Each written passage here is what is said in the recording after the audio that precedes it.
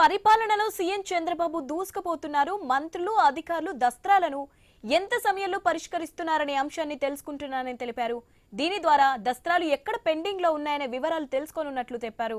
అధికారులతో సమీక్ష నిర్వహించిన ఆయన ఉచిత ఇసుక సహా వివిధ సేవలు అందిస్తున్న వెబ్సైట్లు, యాప్లు ప్రజలే సులువుగా వినియోగించేలా తీర్చిదిద్దాలని ఆదేశించారు. వివిధ శాఖల సమాచారాన్ని డేటా లేక్ ద్వారా త్వరలో అనుసంధానించనున్నట్లు చెప్పారు. సాంకేతికత వల్ల ప్రయోజనంతో పాటు డేటా విశ్లేషణ ద్వారా ఫలితాలు అంచనా వేయాలన్నారు.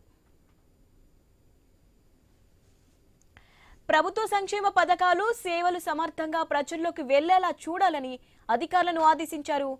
పౌర సేవలు సమర్థంగా అందినప్పుడే ప్రజల్లో సంతృప్తి వ్యక్తం అవుతుందని చెప్పారు.